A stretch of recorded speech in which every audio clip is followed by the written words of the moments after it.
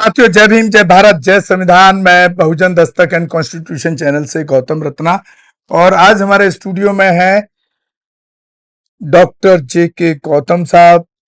खास तौर से बहुजनों के मुद्दों पर बड़ी बेबाकी से राय रखते हैं, और राय ही नहीं, बहुजन समाज के उत्पीड़न से लेकर हर मुद्दे पर नजर रखते हैं और उस पर अपनी तरफ से पूरा कोशिश करते हैं सहयोग करने के लिए और इस तरह की आवाजों को उठाने के लिए।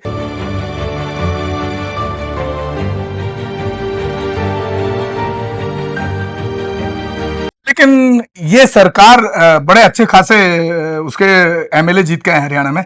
इसका श्रेय आप बहुजन समाज को नहीं देते? क्यों नहीं दे रहे हैं आप? कड़वा सच को डिवाइड क्यों नहीं मानते? तो मांग आप देखिए वहां पर, आप इसको सोचिए, आप वहां पे एक तरफ मायावती बहन जी, एक आईएनएलडी, एक जाट, जिसमें जाट का वर्चस्व है, सीधा सीधा उस पर वो सब समझौता कर लेती है। इधर आपका चंद्रशेखर जो नेता है, बहुजनों के दो नेता बड़े गिने जा रहे हैं, खासतौर से बहुजनों के नहीं कहूंगा, ये शेड्यूल कास्ट के रह गए, जाट जाति साहब। प्रॉब्लम भाई जाति के नेता है, प्रॉब्लम ये जब तक डिवाइड रहेंगे, हाँ, इनका कुछ नहीं होने वाला। ना तो मायावती का कुछ होगा, तो चंद्रशेखर का कुछ होगा, सोचिए ना, चंद्रशेखर का कुछ होगा, ना तुम्हारे उसका जो महाराष्ट्र वाले बैठे हुए हैं कुछ 14% वोट लेके बैठे हुए कुछ होगा। जब तक आप आपस में नहीं मिलोगे, सारे जितने बहुजन लीडर हैं, जितने मेन ये जो है, जो बड़े लीडर, तो जब तक आप आपस में नहीं मिलोगे, दूसरा आपको कैसे देगा? नहीं, ये बताओ ना, ये दोबारा जो सरकार रिपीट हुई है, उसका जिम्मेदार कौन है? उसका जिम्मेदार मायावती चंद्रशेखर को नहीं मानते क्या? कांग्रेस है। क्यों नहीं? उसकी सबसे बड़ी जिम्मेदार कांग्रेस है। कांग्रेस कैसे हुई? बता रहा हूं, कांग्रेस तो अपना फाइट कर रही थी। कांग्रेस फाइट कहां कर रही थी? कांग्रेस फाइट नहीं कर रही थी। कांग्रेस कहीं ना कहीं पर्दे के पीछे से बीजेपी की सरकार बनवा रही थी। मैं फिर कह रहा हूं, बार बार मैंने अपने इतने सारे इंटरव्यू में बोला है कि जो काम 70 साल में कांग्रेस नहीं कर पाई, वो बीजेपी से करा रही है, क्योंकि कांग्रेस ने सेकुलरिज्म का चोला जो खोल रखा। नेता जिनको आप आर्थिक सहयोग से लेकर यहां तक पहुंचाए हैं, चंद्रशेखर, मायावती को, इनको कौन रोक रहा है? एक बात, उनको कौन रोक रहा है? ये इस पे क्यों नहीं आज कांग्रेस का जो सबसे बड़ा, कांग्रेस में से सबसे बड़ी, क्या वो दोनों कंप्रोमाइज नहीं करके लग सकते थे? कुछ तो सीट आती है, सरकार बनने से रुक सकती थी। कांग्रेस को जिम्मेदार ठहरा रहे हैं आप। कांग्रेस की सबसे बड़ी जो सीट है वो राष्ट्रीय अध्यक्ष की है। हाँ। कौन बैठा हुआ है उस पे? दलित, वो भी बौद्धिस्ट, खड़गे साहब। हाँ, पक्के बुद्धिस्ट, पक्के भाई, आइडियोलॉजी से। हाँ। क्या उनमें हिम्मत थी सुप्रीम कोर्ट के जजमेंट का विरोध करने का? जब राहुल गांधी उसका सपोर्ट कर रहे हैं, जब वो कह रहे हैं कि वाल्मीकि, जाटव, इन जातियों में डिवाइड करो, इनको बांट दो, ये इकट्ठी ना हो पाए। अगर ये इकट्ठी हो गई तो हमारी सरकारें नहीं आएंगी, हम कमजोर हो जाएंगे। हम तो इन्होंने कहा कि इनको बांटो ताकि मजबूत हो जाए। खड़गे साहब की बात को एग्री कर लिया कि राहुल गांधी भी बांट रहा है, खड़गे भी बांट, खड़गे गुलाम हो गए वहां पर, ठीक है। लेकिन आपके मायावती चंद्रशेखर को कौन रोक रहा है? उन पर सवाल क्यों नहीं? मेरा सवाल यही है। देखिए, चंद्रशेखर, मायावती को कौन रोक रहा है? इनकी छोटे छोटे जो लालच, तो एक जगह आकर के इलेक्शन लड़ सकते हैं, आधे पे वो लड़ लेते, आधे तो कम से कम 10 ये जाते हैं ना। ये समाज जब तो समाज भटक रहा है। समाज डिवाइड क्यों हो रहा है? समाज डिवाइड हो रहा है कि वो ये देख रहा है कि कहां जाऊं, चंद्रशेखर पे जाऊं, मायावती पे जाऊं, प्रकाश अंबेडकर पे जाऊं, अठावले पे जाऊं, किस पे जाऊं, या पासवान पे जाऊं?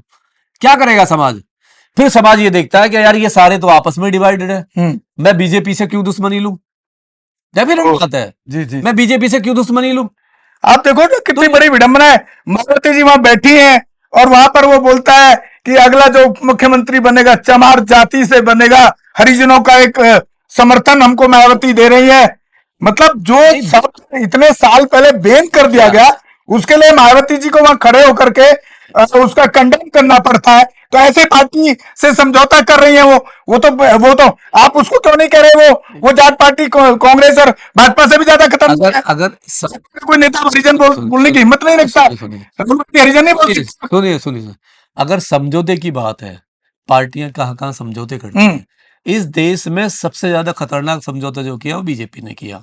अब बता रहा हूं, तो बीजेपी सुनिए, मायावती की मुख्यमंत्री किससे बनी? बीजेपी के समर्थन से बनी ना। मैं बता, उनको कांग्रेस से समर्थन कोलैबोरेशन करने में क्या दिक्कत है? जब अगर अपना फायदा होता है तो मैं वही जा रहा हूं। देखिए, जब पार्टियों का समर्थन की बात आती है ना, ये आइडियोलॉजी भूल जाती है। आइडियोलॉजी दूर दूर भी नहीं है।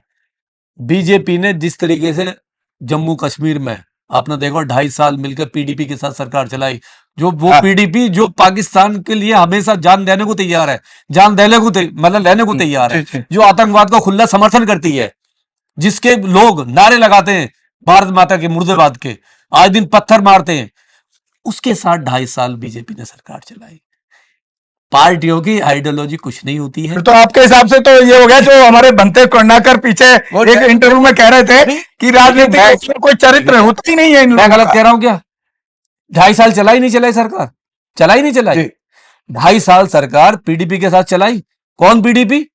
कौन पीडीपी? वो पीडीपी जिस पीडीपी की वजह से जिसकी बहन जो महबूबा मुफ्ती, जिसकी बहन को जब किडनैप किया गया, जब किडनैप किया गया जिसकी बहन को, और जब वो मुख्यमंत्री वो थे, तुम्हारे होम मिनिस्टर थे मुफ्ती मोहम्मद सईद, जी, जी। जब 3-4 आतंकवादियों को छोड़ा गया, 3-4 आतंकवादियों को छोड़ा गया, तो लेकिन आप ये भी देख लो ना सर, इस इलेक्शन में सजा दे दी ना वहाँ के आम जनता ने, अभी कहा है नेस्तनाबूद कर दिया उसकी पार्टी को। ये आप आइडियोलॉजी वैसे ही आपकी बसपा का हाल क्यों हो रहा है? क्यों हो रहा है? रीजन है ना, हाँ। हमारा समाज जो है देखो भोला भाला हो सकता है, बेवकूफ नहीं हो सकता। बेवकूफ नहीं, समझदार हो रहा है। समझदार हो रहा है, वो देख रहा है। मैं क्यों कह रहा हूँ राहुल गांधी को और उठा ले संविधान हाथ में, कर ले हरियाणा में, अभी तो महाराष्ट्र भी जाएगा। अगर राहुल गांधी ने नाक पकड़ के माफी नहीं मांगी इस समाज से कि मुझसे गलती हुई 70 साल में, जो मैंने जगजीवन राम के साथ किया मेरी दादी ने, मैं माफी मांगता हूं। जो मिर्चपुर कांड किया मैं माफी मांगता हूं। जितने भी कांड किए राहुल गांधी की पार्टी ने, जब तक ये माफी नहीं मांगेगा ये दलित समाज माफ भी नहीं करेगा। और हाल जो पंजाब में हुआ है ना, देखिए वहां जो हुआ, दलित मत बोला कीजिए मेरे चैनल पे, तो कभी दलित को आप आगे से बोलना बंद कर दीजिएगा। दलित शब्द, अब हम दलित नहीं है। हाँ ठीक है, हम दलित कैसे हैं? आप डॉक्टर बन गए, मैं स्टूडियो चला रहा हूँ, चैनल चला रहा हूँ, क्या है? कहां से हम दलित हैं? आज हम जिस पार्टी में भी रहे ना, अगर सुनिए हाँ। मैं अगर कोई पार्टी भी ज्वाइन कर लेता हूं, आज चंद्रशेखर कौन है, क्या कहती परसेप्शन क्या है? दलित लीडर। मायावती जी का क्या मतलब परसेप्शन है? दलित लीडर। नहीं, मायावती जी ने तो खुद अपने आप को दलित बनाया। नहीं ये देखिए जाकर के दलित प्रेरणा स्थल, उसकी पूरी फिल्म मैंने शूट किया है, वो दलित प्रेरणा स्थल खुद वहां पे स्पीच कर रही थी। बिल्कुल, तो उसने तो खुद ही अपने आप को दलित बनाया। शब्द कहीं संविधान में तो है नहीं, फिर संविधान में तो है नहीं ना कहीं भी। ये इजाद किसने किया? पार्टियों ने। हाँ। पार्टियों ने। अब चाहे वो हमारी तरफ से तो खैर नहीं हुआ तो दूसरी तरफ से।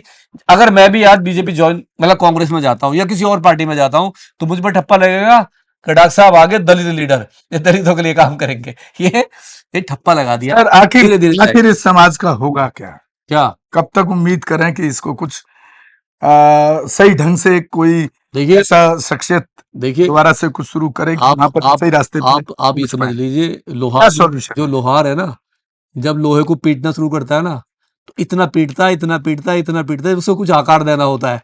तो समझिए ये आकार पे जा रहे हैं। अच्छा, मतलब इनको जितना भी और पिटेंगे तब जाकर दोबारा से उस रास्ते पे आएंगे। ये आकार पे आ रहे हैं।